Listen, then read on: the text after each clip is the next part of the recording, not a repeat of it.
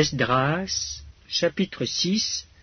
Alors le roi Darius donna ordre de faire des recherches dans la maison des archives où l'on déposait les trésors à Babylone. Et l'on trouva à Ashméta, capitale de la province de Médie, un rouleau sur lequel était écrit le mémoire suivant. La première année du roi Cyrus. Le roi Cyrus a donné cet ordre au sujet de la maison de Dieu à Jérusalem.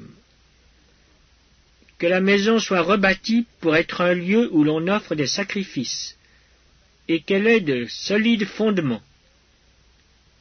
Elle aura 60 coudées de hauteur, 60 coudées de largeur, 3 rangées de pierres de taille et 1 rangée de bois neuf. Les frais seront payés par la maison du roi. De plus, les ustensiles d'or et d'argent de la maison de Dieu, que Nebuchadnezzar avait enlevés du temple de Jérusalem et transportés à Babylone, seront rendus, transportés au temple de Jérusalem à la place où ils étaient, et déposés dans la maison de Dieu. Maintenant, Tatnaï, gouverneur de l'autre côté du fleuve, Shethbar-Boznaï et ses collègues d'Arphazak, qui demeuraient de l'autre côté du fleuve, tenez-vous loin de ce lieu. Laissez continuer les travaux de cette maison de Dieu. Que le gouverneur des Juifs et les anciens des Juifs la rebâtissent sur l'emplacement qu'elle occupait. Voici l'ordre que je donne touchant ce que vous aurez à faire à l'égard de ces anciens des Juifs pour la construction de cette maison de Dieu. Les frais pris sur les biens du roi provenant des tribus de l'autre côté du fleuve seront exactement payés à ces hommes, afin qu'il n'y ait pas d'interruption. Les choses nécessaires pour les holocaustes du Dieu des cieux, jeunes taureaux, béliers et agneaux, froment, sel, vin et huile, seront livrés sur leur demande aux sacrificateurs de Jérusalem, jour par jour et sans manquer, afin qu'ils offrent des sacrifices de bonne odeur au Dieu des cieux, et qu'ils prient pour la vie du roi et de ses fils. Et voici l'ordre que je donne touchant quiconque transgressera cette parole. On arrachera de sa maison une pièce de bois, on la dressera pour qu'il y soit attaché, et l'on fera de sa maison un tas d'immondices. Que le Dieu qui fait résider en ce lieu son nom renverse tout roi et tout peuple qui étendrait la main pour transgresser ma parole, pour détruire cette maison de Dieu à Jérusalem. Moi, Darius, j'ai donné cet ordre, qu'il soit ponctuellement exécuté. Tatnaï, gouverneur de ce côté du fleuve, Shethar-Boznaï et leurs collègues se conformèrent ponctuellement à cet ordre que leur envoya le roi Darius. Et les anciens des Juifs bâtirent avec succès, selon les prophéties d'Agé le prophète et Zacharie fils d'Iddo. Ils bâtirent et achevèrent d'après l'ordre du Dieu d'Israël et d'après l'ordre de Cyrus, de Darius et d'Artaxerxès, roi de Perse.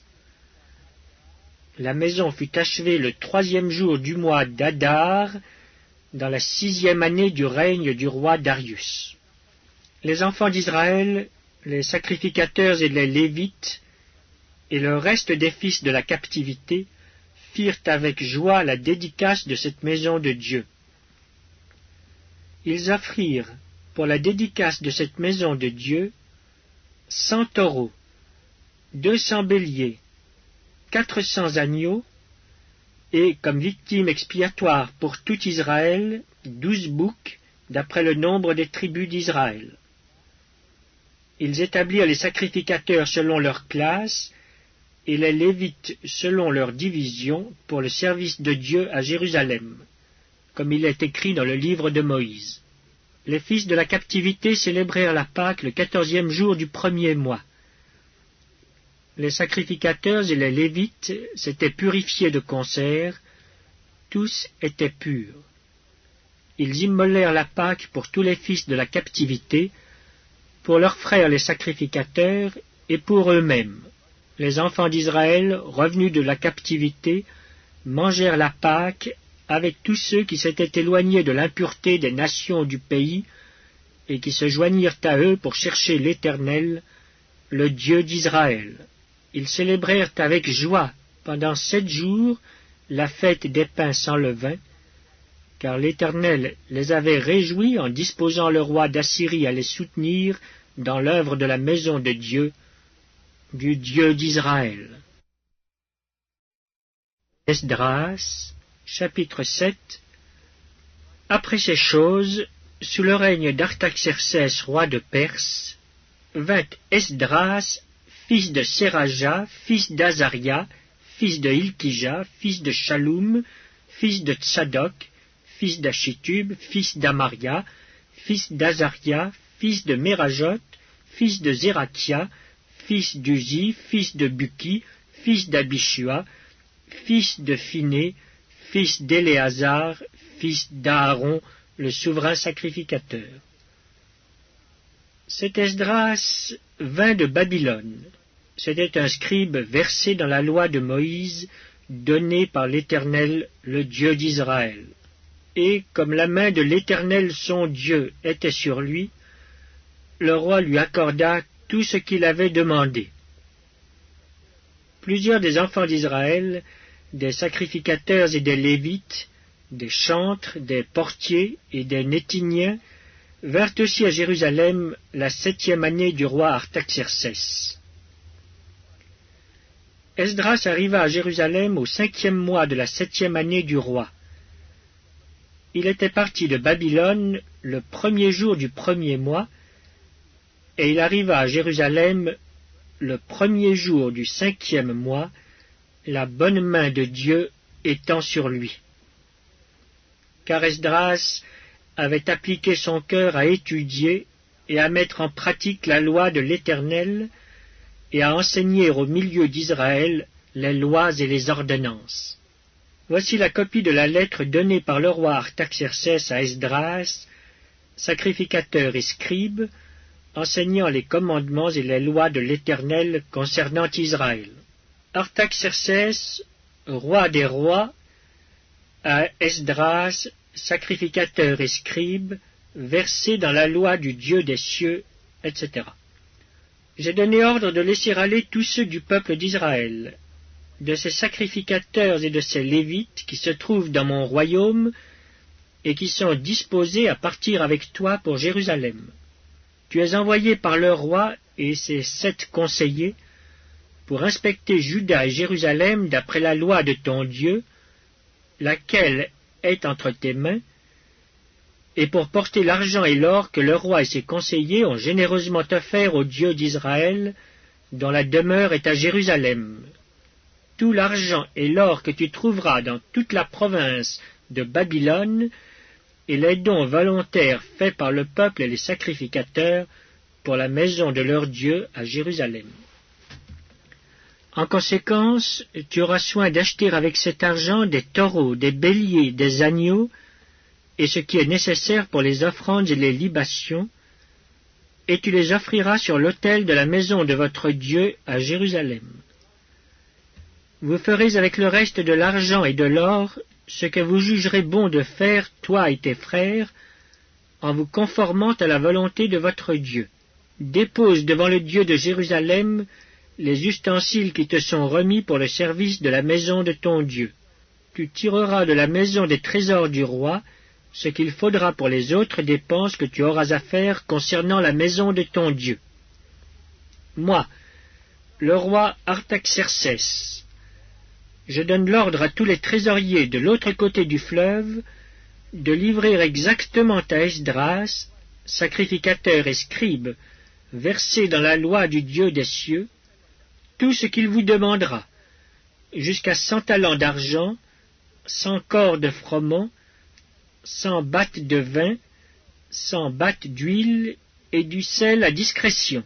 Que tout ce qui est ordonné par le Dieu des cieux se fasse ponctuellement pour la maison du Dieu des cieux, afin que sa colère ne soit pas sur le royaume, sur le roi et sur ses fils. Nous vous faisons savoir qu'il ne peut être levé ni tribut, ni impôt, ni droit de passage sur aucun des sacrificateurs, des Lévites, des chantres, des portiers, des Nétiniens et des serviteurs de cette maison de Dieu. Et toi, Esdras, selon la sagesse de Dieu que tu possèdes, établis des juges et des magistrats qui rendent la justice à tout le peuple de l'autre côté du fleuve, à tous ceux qui connaissent les lois de ton Dieu, et fais-les connaître à ceux qui ne les connaissent pas. Quiconque n'observera pas ponctuellement la loi de ton Dieu et la loi du roi sera condamné à la mort, au bannissement, à une amende ou à la prison.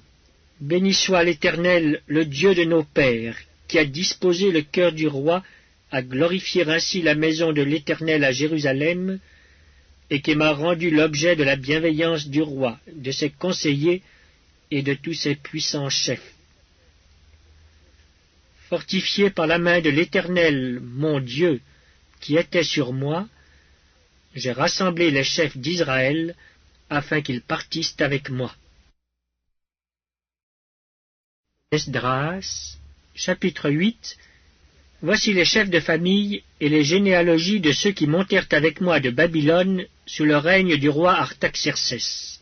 Des fils de Phiné, Gershom. Des fils d'Ithamar, Daniel. Des fils de David, Hattush, des fils de Shekania. Des fils de Paréosh, Zacharie, et avec lui 150 mâles enregistrés. Des fils de Pachat-Moab, Eljoénaï, fils de Zérakia, et avec lui 200 mâles. Des fils de Shekania, le fils de Jacaziel, et avec lui 300 mâles. Des fils d'Adin, Ébed, fils de Jonathan, et avec lui 50 mâles. Des fils d'Élam, Ésaïe, fils d'Atalia, et avec lui 70 mâles. Des fils de Shephatia, Zébadia, fils de Michaël, et avec lui 80 mâles. Des fils de Joab, Abdias, fils de Jéiel, et avec lui 218 mâles. Des fils de Shélomith, le fils de Josiphia, et avec lui 160 mâles. Des fils de Bébaï, Zacharie, fils de Bébaï, et avec lui 28 mâles. Des fils d'Asgad, Joshanan, fils d'Akatan, et avec lui 110 mâles. Des fils d'Adonikam, les derniers dont voici les noms, Éliphélet, Jéiel et Shemaïja, et avec eux 60 mâles. Des fils de Bigvaï, Utaï et Zabud, et avec eux 70 mâles. Je les rassemblai près du fleuve qui coule vers Ahava, et nous campâmes là 3 jours. Je dirigeai mon attention sur le peuple et sur les sacrificateurs, et je ne trouvai là aucun des fils de Lévi. Alors je fis appeler les chefs Eliezer, Ariel, Shemaïja, Elnathan, Jarib, Elnathan, Nathan, Zacharie et Meshulam, et les docteurs Jojarib et Elnathan. Je les envoyai vers le chef Iddo, demeurant à Casifia, et je mis dans leur bouche ce qu'ils devaient dire à Iddo et à ses frères les Nétiniens qui étaient à Casifia, afin qu'ils nous amenassent des serviteurs pour la maison de notre Dieu. Et, comme la bonne main de notre Dieu était sur nous, ils nous amenèrent Chérébia, homme de sens, d'entre les fils de Machli, fils de Lévi, fils d'Israël, et avec lui ses fils et ses frères, au nombre de 18. Achabia et avec lui Ésaïe, d'entre les fils de Mérari, ses frères, et leurs fils, au nombre de 20. Et d'entre les Nétiniens, que David et les chefs avaient mis au service des Lévites, 220 Nétiniens, tous désignés par leur nom. Là, près du fleuve d'Ahava, je publiai un jeûne d'humiliation devant notre Dieu, afin d'implorer de lui un heureux voyage pour nous, pour nos enfants, et pour tout ce qui nous appartenait. J'aurais eu honte de demander au roi une escorte et des cavaliers pour nous protéger contre l'ennemi pendant la route, car nous avions dit au roi, « La main de notre Dieu est pour leur bien sur tous ceux qui le cherchent. » Mais sa force et sa colère sont sur tous ceux qui l'abandonnent. C'est à cause de cela que nous jeûnâmes et que nous invoquâmes notre Dieu. Et il nous exauça. Je choisis 12 chefs des sacrificateurs, Chérébia, Achabia et 10 de leurs frères. Je pesai devant eux l'argent, l'or et les ustensiles donnés en offrande pour la maison de notre Dieu par le roi, ses conseillers et ses chefs, et par tous ceux d'Israël qu'on avait trouvés. Je remis entre leurs mains 650 talents d'argent, des ustensiles d'argent pour 100 talents d'or, 20 coupes d'or valant 1000 darics, et 2 vases d'un bel airain poli, aussi précieux que l'or. Puis je leur dis, « Vous êtes consacrés à l'Éternel. Ces ustensiles sont des choses saintes, et cet argent et cet or sont une offrande volontaire à l'Éternel, le Dieu de vos pères.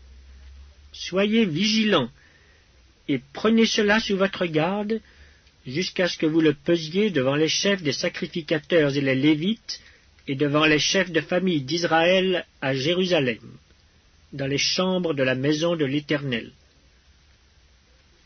Et les sacrificateurs et les Lévites reçurent au poids l'argent, l'or et les ustensiles pour les porter à Jérusalem, dans la maison de notre Dieu.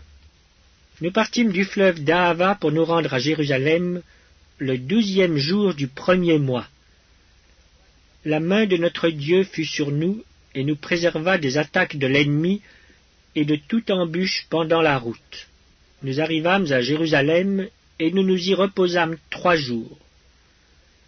Le 4e jour, nous pesâmes dans la maison de notre Dieu l'argent, l'or et les ustensiles que nous remîmes à Mérémoth, fils d'Uri, le sacrificateur. Il y avait avec lui Éléazar, fils de Phiné, et avec eux les Lévites Josabad, fils de Josué, et Noadia, fils de Binui. Le tout ayant été vérifié, soit pour le nombre, soit pour le poids, on mit alors par écrit le poids du tout. Les fils de la captivité, revenus de l'exil, offrirent en holocauste au Dieu d'Israël 12 taureaux pour tout Israël, 96 béliers, 77 agneaux et 12 boucs comme victime expiatoire, le tout en holocauste à l'Éternel. Ils transmirent les ordres du roi aux satrapes du roi et aux gouverneurs de ce côté du fleuve, lesquels honorèrent le peuple et la maison de Dieu.